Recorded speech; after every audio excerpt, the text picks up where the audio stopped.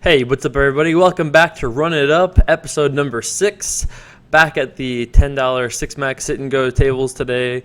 It's been going pretty well so far. We got a second and a first, I think, in these, so I feel like they've been working out for us. So we're back again at one of these. Starting out today with a little bit under $75. Looks like $74.43 if my math was right from the last episode. So yeah, here we are, $75. Trying to get something going this week. It would be sweet this week to get up to like 100. I think 100 is a good goal. I really want to make a cash game video where I play a longer session, and I think the best way to do that is to stream it. So I'm considering doing that if I can get around the delay thing and then find a broadcaster that will let me stream poker the whole time, which is actually harder than you'd think.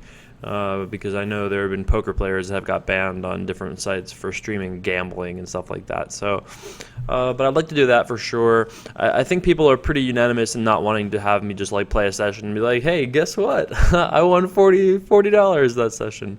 So I do want to record every session that I play for the video and do it that way. So that is going to be the plan for the time being.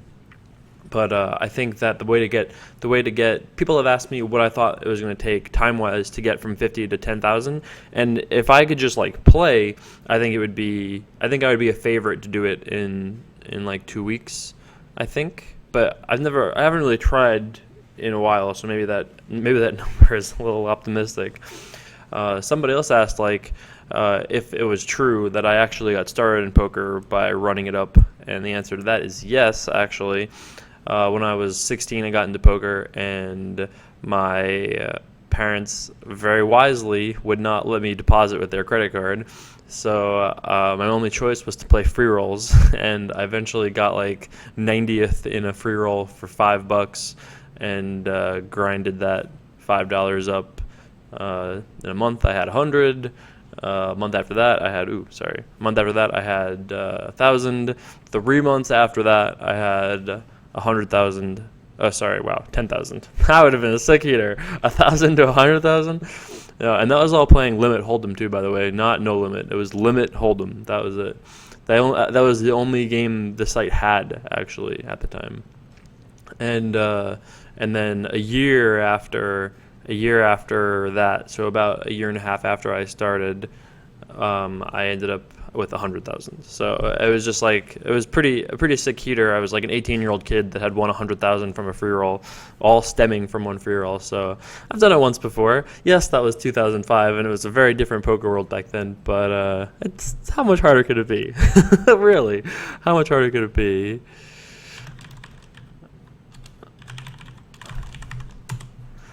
That's what that little gold spade thing means, he was asking. So yeah, that's actually a true story. I was lucky enough to run it up in a free roll and win money that way. I started playing home games, but that's not really a way to really get better, to play like once or twice a week. So obviously went online. I read every book, watched every video. I mean, I like really dedicated myself to poker when I was when I started. It was just like what I did was poker all the time. And because I graduated high school a year early, that's a good flop for us. Could definitely lead, but I think I'm going to check. I think someone is pretty likely to bet here. I graduated high school a year early, so that kind of left. It was not like a choice. It was like kind of a thing that we were going to move out of the district, so I either could graduate right then that year, or I think we're just going to go all in. I had to graduate either that year or move to a new high school for 2 years, and I was like, that does not sound like the fun thing to do. So I ended up graduating when I was like just barely 17, I believe, and had all of a sudden like a huge passion in poker, tons of free time on my hands. I went to college twice a week, and every other day while all my friends were in high school still, I just played poker. That was it. I just like spent all my time reading every book, watching every possible video, talking poker nonstop, reviewing every session, and me and a good friend of mine, just like completely dedicated ourselves to poker for for a couple of years, and then he went off to engineering school, and I dropped out of college. And here we are. But actually, that's a funny story too. I've never heard that before. I went to college from 17 to, I think I was either 19 or 20 when I dropped out, and I was just really just not enjoying school. And I don't recommend anyone dropping out of school for poker unless you really, really love it. And for me, it wasn't like I had won like a huge tournament and then I dropped out. I actually, it was quite the opposite. In August the year before I ultimately dropped out, I had 100,000 to my name in August of this year. So kind of to the end of the time frame of how I had run this all up from that whole story originally. So it was like August. I think I'm going to just fold. I mean, one of these guys might do something besides call. I don't really want to call. I could raise, but I'm not really sure what this guy's doing exactly. So I think I can just take the little bit of the tighter route and just fold it. If I had like ace jack, I probably wouldn't have folded that. But yeah, so I had 100,000 in like August of whatever year that was, like 2005, 2006 maybe. And I have it written down somewhere. I just didn't prepare for story time. Story time is the natural thing. We just flow. There's no preparation. Yeah, so I had 100,000 and I lost a ton of it. Look at that. If I had ace jack, I would have called. It was great. And I lost a ton of it that month. I was playing like 25, 50 PLO, 50, 100 PLO, and I still can't play PLO, and never mind back then.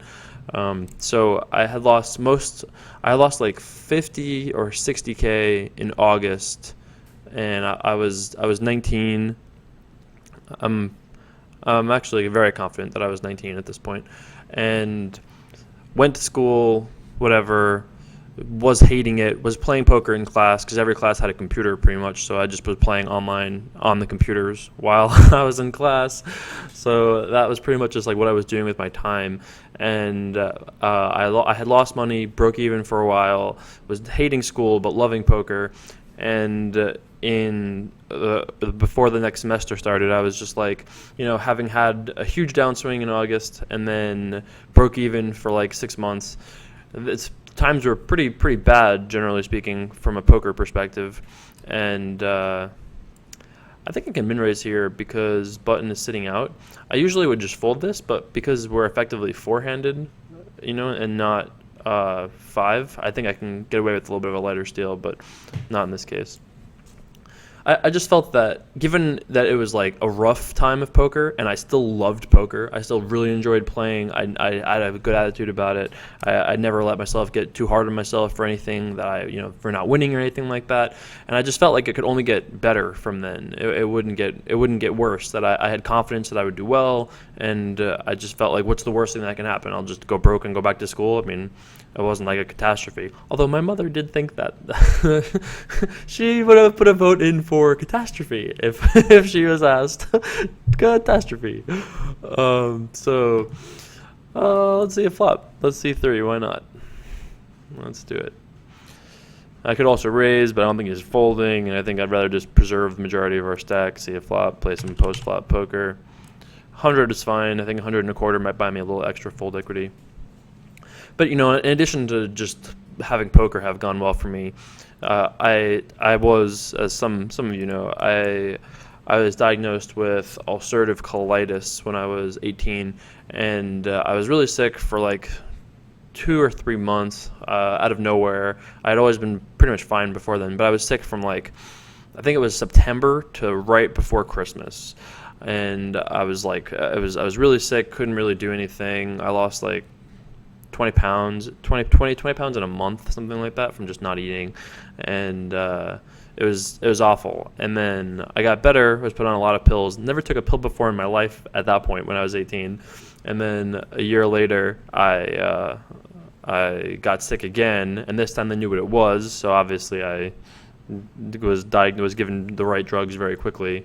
Although I had been staying on drugs, I don't really know what the problem was or why I went back into flare-up, but came out of remission, was sick again, and at this point, once I got better from that, I had been so I was so appreciative to just not be sick. I just didn't want to spend my time doing things that I hated, which in this case was school. So with poker having gone reasonably well, and it seemed like it seemed like a thing that I could do. I had friends that had been professionals, guys that were living off of it. I felt like it would be worth a shot, and it was a much better way of spending my time trying to do something that I loved rather than go to school and just be like not happy. And that's what I ended up doing. And I was lucky enough that like almost, I think about 4 months later, I still hadn't really recovered from my original downswing. And then I made a final table at Turning Stone in a 1K. I got like second to Puffin My Perp. It was me, Adam Junglin, and Ty Ryman in a row. Actually, there's a fun picture of that, of the three of us in a row.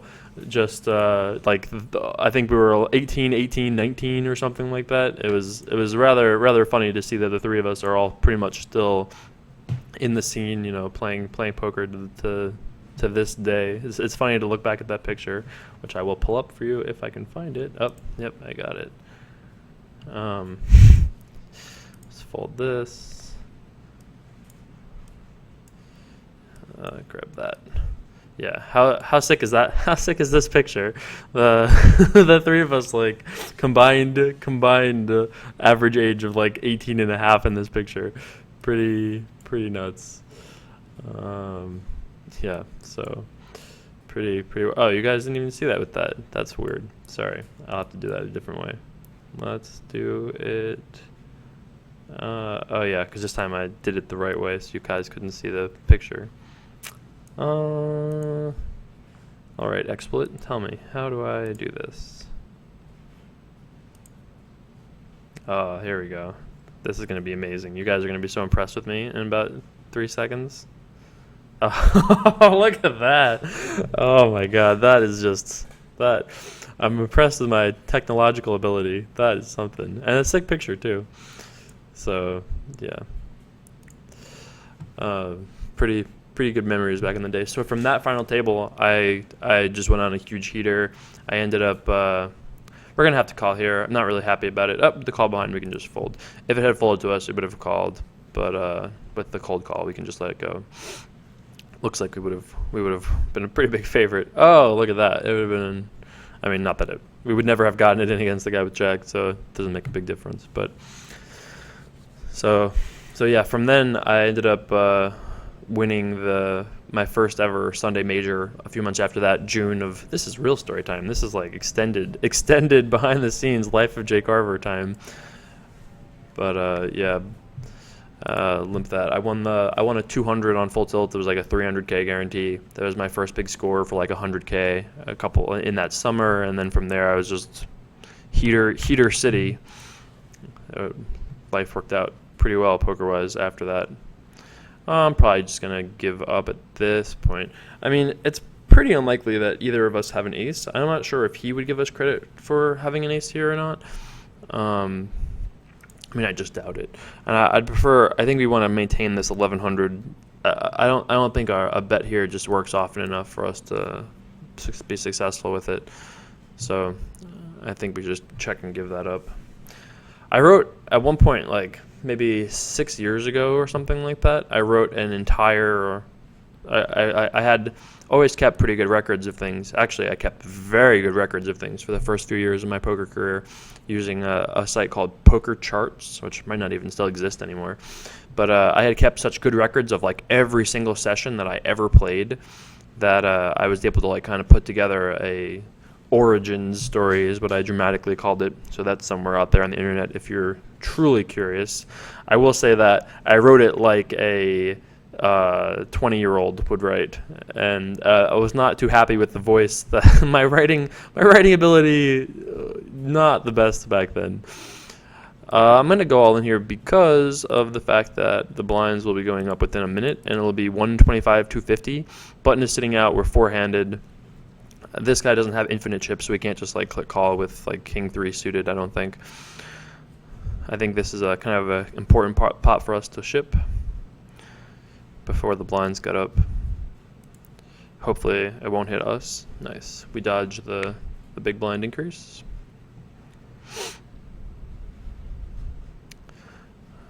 Insta-walk. So if you haven't seen one of these videos yet, which would be surprising if you haven't seen a single one of the sit and go videos yet, but first place is $40, second place is $15.60 or $15.80 actually. So 2 spots pay, which is about right. Another limp here by this guy. I don't think he's going to limp fold too often to us, and I mean, we're getting a great price, but I don't really want to put in another half a bet here with Queen 4 offsuit. I just don't think that's going to show up too much of a profit, and we really need to preserve as many chips as we can get at this point. If we had a hand like Queen 8 suited, I would have been a lot more tempted to shove, just because there is some percentage of the time that this player will limp fold, but I'm not really so confident about that, given my actual hand strength and everything else. So I think this player actually led, and then this guy called on this. I think he led limp, check, bet, call, check, check, check, min bet. Weird hand. I mean, it seems like this player wasn't really going anywhere, and on that board it seems like he was probably pretty strong. So we'll be all in here. I mean, we're going to be all in on the button here. I mean, if he limps, I think we still shove for sure all in now. Not just because of the fact that, I mean, we would be all in with any 2 cards just because of the big blinds sitting out. So we're only really trying to sweat the small blind. I mean, it's just how it goes. I would be all in here with any 2 cards. Never mind a hand as good as Queen Jack. King 4. I think this is also a shove. We have enough chips that we threaten him. He can't just call us with like super wide. Small blind is still sitting out, so we're only sweating 2 players, risking 1,700 to win like 500. I think it's a pretty easy shove. And having just made those 2 shoves, we're already up to like a competitive 3rd place. You know, definitely all in with 2 sevens. I play all my chips, John Faber style. I play all my chips. King 10. All right. Flip for the match. All right. 10 Jack King. All right. Dodged it. Didn't feel good about that one. I was pretty confident we were going to lose it, actually. My inner live pro making me have reads on coin flips. You know, what can you do? I just didn't think I was going to win that one. Didn't feel good about it. So yeah, that's actually really good for us. I mean, it's obviously not a lock that we win or anything like that, but we will be calling 20 more chips here. See if we can eliminate this player. That is a fantastic flop for us. I think sometimes I would bet here, but I think, well, okay. I'm definitely going to be betting now. You know, in certain tournaments with certain opponents that I knew really well, I'd be very tempted to just bet flop. Because it will go check so often, but yeah, I think it's fine to check, and this player might just bet into a dry side pot with something not good, and I can just get a check raise in, no problem. So we're down to 3-handed. This player's got 6 big blinds. This player's got 9 or so. We'll be all in here, pretty much regardless of the action. Certainly when folded to. What are you gonna do? All right. Probably chop in this pot, but maybe not. Deuce will help that. Let's see. All right, chop it up. In case you're not good at like figuring out like chops, the best way to do it, and a way that really helped me when I was learning Omaha 8 or better, is just to count your 5 best cards and see what it is. Like I guess that seems kind of like, at this point in my life, that seems kind of like, yeah, of course. But some players aren't as like familiar with it, and you just literally just go like, okay, so I have king, ace, jack. You know, you just literally count your 5 best cards. And in Omaha 8 or better, you have to just pretty much do that. You know, when you're getting used to it, you have to do it a lot, because there's like what hands are, when there's a split pot game, particularly 08, I feel like that really kind of helped me when I was like, what low do I have? I don't even know. I have some low cards. So I think that maybe that helped. Maybe that helped like some people out there. Who knows? So usually I wouldn't do anything besides check here, but I feel like we can risk 1,400 chips or whatever more this is, and he's going to fold a good percentage of the time. But this is just like a please let me see a flop type of limp. It could be a trapping type, but I think that more often or not he's just like limp and then giving up. Like this is kind of a silly hand to limp call with. I mean, it's fine that he did it, but it just makes so much more sense to just shove and let me fold instead of like limp calling and just making your decision really hard for yourself. I think it would be fine for him to have. I mean, it would have been best for him just to shove, but I think, because let's say he limps and I check, that flop comes out and I just bet, and it's just given that we're on the bubble, I don't think that's the best of plays. But worked out that time. All right. Let's see what we're up against. He's going to be pressured to go with it a lot lighter here than he would have in orbit before. Oh, just the nuts. All right, so we're going to have to win a 9 big blind, 3-handed battle war. Okay. Well, we start with the button, which is helpful. Blinds will be going up in 2 minutes, so we have an orbit to try to get a little bit of an accumulation going. This is a different dynamic than we've faced so far. Ace king, huh? So I will be shoving a lot, which probably means I should be shoving this hand as well. Yeah, I think I'm just going to shove. I was thinking about maybe min-raising, and maybe that would induce one of these players to go with it, like go with a closer hand, but I think I'd rather just shove, we get back into the chip lead, put some pressure on our opponents, kind of keep that image up that we're just like, going to be tough and aggressive, and might keep some of our opponents off of the blinds, But there's certainly an argument to be made for limping, or to be for min-raising and trying to induce something. But we have just been shoving so much that I don't know if I really want to do that. I could definitely shove. I think that's fine. I'm going to try limping myself, and I've been aggressive about other people limping, just because like typically it's not the best play given certain things. I can't bet 300, right? I'm not gonna. This site won't let me do that. I just figured I would try because I would really like to bet like 250 right now. 9 is an interesting card. I would be willing to bet a good amount of money, and certainly all my remaining chip stack, that this player does not have spades and more likely has a 6 or a 3. So I'm gonna just bet 500 and see if we can get paid off by a 6 or a 3 here. I don't see why not. He doesn't end up folding. So I wonder if maybe he just had like king high or like 4-5, something in that range. I guess those make sense. 9 deuce. Are we all in with any 2 cards here? I mean, I think we have to be. Just because like neither player can call us that loose because the other player is so short. I think we can shove pretty much whatever we want here. If this player had like a lot more, I think even that, I think we would probably still be, it would be close. But like I said in previous videos, my 6 big blind play is probably not perfect. I'm sure there are better players than me at this sort of blind level stuff, but you pretty much can't go too wrong with just saying I'm all in a lot and hopefully winning. So we're going to do that here, that's for sure. Big pickup. Every time anybody folds a blind in this game, it's so big for us. I mean, it's so helpful to just pick up that blind. Any ace is going to be huge at this point. Get called by 1. Would be surprised to see this guy call, but if he had a decent hand, he just pretty much has to go with it. Also, because he covers this guy, I think if they both bust, it works out well for. It still works out okay for him. So we're gonna need an 8 or a 4 or 3. Queen does not help, although it does make somebody 2 pair. That person is not us.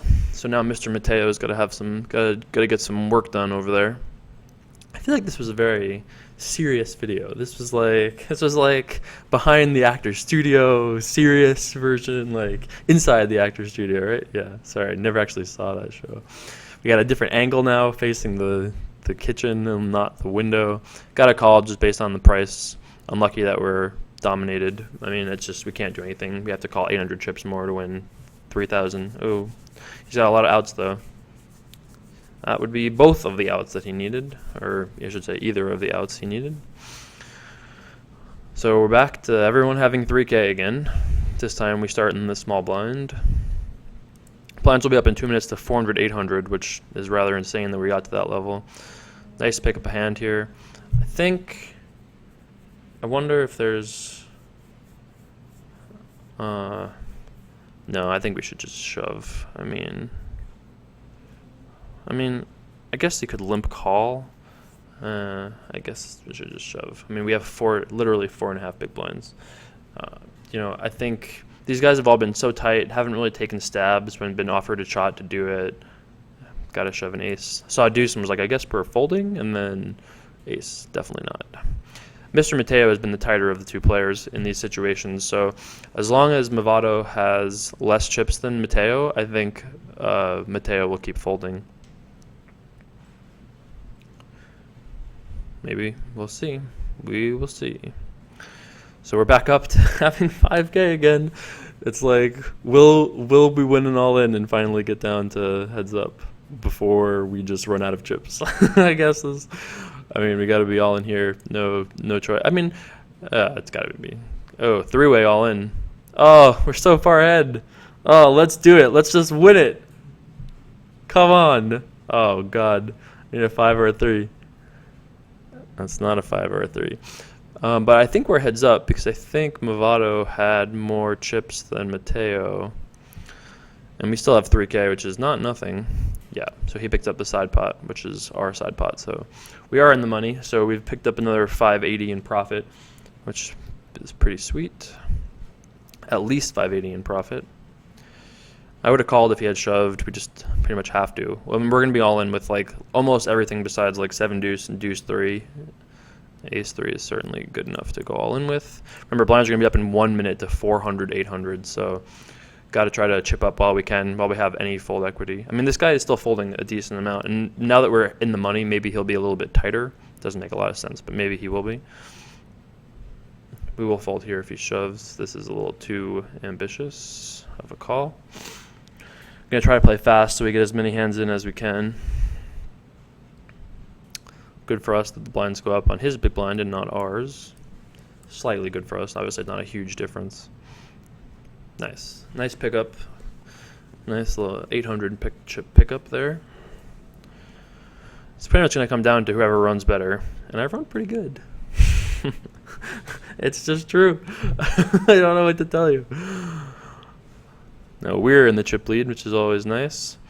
Even though I said we wouldn't be shoving any 2 cards, this guy has been pretty tight, and I still think we have fold equity. And our hand, it's not great, but we're never going to be in awful shape. Like, this is not that bad for us. We're going to need to hold. Going to need to sweat one more. Nice. We did it. So a little $30 pickup there. Weird sit and go. I hope you guys enjoyed, though. There's going to be so many cool new videos coming out this week. This was a little bit of as you guys that are sweating this of the current day, as you guys probably know, this was a little bit of a weird video. But in the next few days, there should be some pretty sweet videos coming out. I'm planning on casting a couple videos today, and those I think usually come out pretty good. Those night videos. So hope you guys enjoyed. Thanks so much for watching. Really appreciate it, and I'll be back with more soon. See you guys soon.